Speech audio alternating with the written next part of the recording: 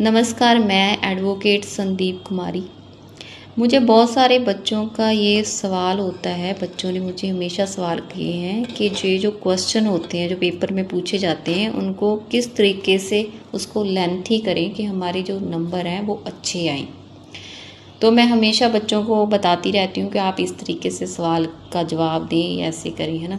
तो मैं आज एक वीडियो बना रही हूँ छोटी सी, ताकि सबको पता चले कि एक जो क्वेश्चन आता है अगर वो लॉन्ग है तो उसको किस तरीके से लिखना है, अगर वो शॉर्ट है उसको किस तरीके से लिखना है। अगर मान लीजिए अगर आपको कोई लॉन्ग क्वेश्चन आया है 20 नंबर का या 18 नंबर का या 15 नंबर का, तो अब आप उसको कैसे लोगे। जैसे मैं एग्जांपल ले रही हूँ, मुझे लॉ पर एक कोई क्वेश्चन आया है। लॉ क्या है, लॉ की डेफिनेशंस क्या है, उसका नेचर क्या है, ऐसा कुछ क्वेश्चन आया है मुझे। अब मुझे वो 20 नंबर का लिखना है। तो सबसे पहले मैं क्या करूँगी, सबसे पहले मैं उसकी इंट्रोडक्शन लिखूँगी। ठीक है, उसकी इंट्रोडक्शन जो है वो मैं लिखूँगी। इंट्रोडक्शन में मैं बताऊँगी कि लॉ ऐसा होता है, लॉ के बिना जो है दुनिया नहीं है, जो भी है। तो लॉ के जो है पूरी इंट्रोडक्शन में उसको एक पूरे आधे पेज पर वो मैं लिखूँगी अच्छे से। उसके बाद दूसरा पॉइंट आता है उसका मीनिंग। उसका मीनिंग क्या है। अब इंट्रोडक्शन तो दे दी, उसके बाद हम उसका मीनिंग लिखेंगे। मीनिंग लिखने के बाद उसकी जो है डेफिनेशन जो हम लिखेंगे। अगर लॉ की आपको डेफिनेशंस पता है जो किसी ने दी है तो वो आप यहाँ पर लिखेंगे। उसके बाद इसके टाइप्स जो हैं वो जो टाइप्स होंगे उसके बारे में हम लिखेंगे। अगला पॉइंट, इसको पॉइंटों में लिखना है। जैसे इंट्रोडक्शन लिखा उसको ऐसे कर दिया, उसके बाद ऐसे लिखना स्टार्ट कर दिया, ऐसे से लिखते गए। उसके बाद जहाँ पर इंट्रोडक्शन ख़त्म हुआ वहाँ से मीनिंग लिखा, मीनिंग को ऐसे अंडरलाइन कर दिया।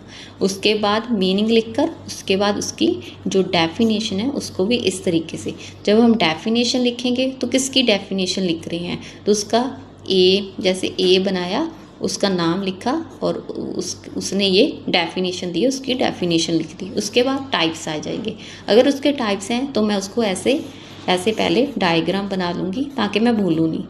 तो इस तरीके से मैं डायग्राम बना के इसको लिखूँगी। उसके बाद ये टाइप जो होंगे उसको इस तरीके से पॉइंट ऐसे 1 लिख के 2 लिख के ऐसे एक्सप्लेन कर दूँगी थोड़ा थोड़ा।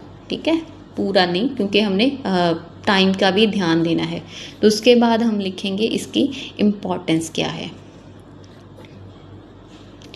उसके बाद हम इसकी इम्पॉर्टेंस लिखेंगे। इम्पॉर्टेंस लिखने के बाद हम इसकी एग्ज़ाम्पल लिखेंगे। एग्ज़ाम्पल, अगर आपको एग्ज़ाम्पल अगर आप देते रहोगे तो इससे क्या होगा, क्वेश्चन और लेंथी हो जाएगा। ठीक है, अगर आपके पास टाइम है तो एग्ज़ाम्पल लिख दीजिए, वरना उसको छोड़ भी सकते हैं। लेकिन एग्ज़ाम्पल भी अगर लिख देंगे 1-2 लाइन की तो वो अच्छा रहेगा।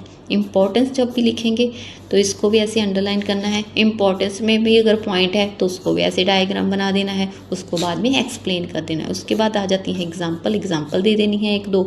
उसके बाद क्या करेंगे, नेचर, इसका नेचर क्या है, नेचर लिखेंगे, उसको ऐसे कर देंगे। उसके बाद इसके पॉइंट अगर हैं तो वो लिख देंगे। उसके बाद इसका हम करेंगे फंक्शन क्या है।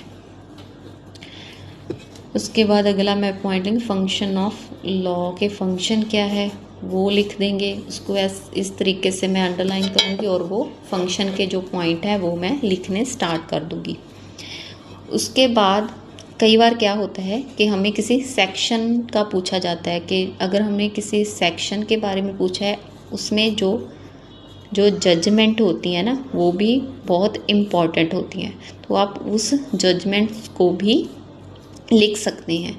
जजमेंट जो होती हैं वो AB वर्सेस CD, ठीक है, AIR जो होता है वो आपने वो भी लिख देना है। उसके बाद पूरी जजमेंट नहीं लिखनी क्योंकि हमारे पास इतना टाइम नहीं है। आपने सिर्फ जजमेंट का नाम लिखना है जो उससे रिलेटेड है, और उसके बाद दो लाइनें जो उस जजमेंट में ऑर्डर दिया गया है उसके बारे में लिख के उसके बाद हमने इसको कंक्लूड करना है।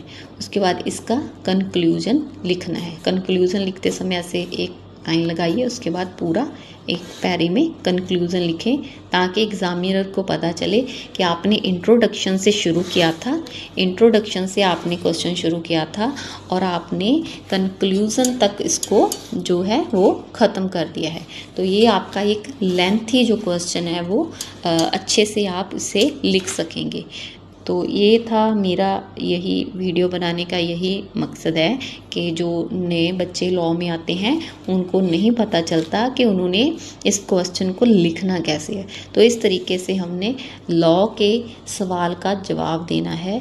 जो पेपर में सवाल पूछा जाए उसको अच्छे से पहले पढ़ना है और उसके बाद उसको बिल्कुल इसी तरीके से कि introduction, meaning, definition, types, important, example, nature, function और जजमेंट, और लास्ट में उसको क्या करना है, कंक्लूजन जो है उसका लिख देना है। धन्यवाद।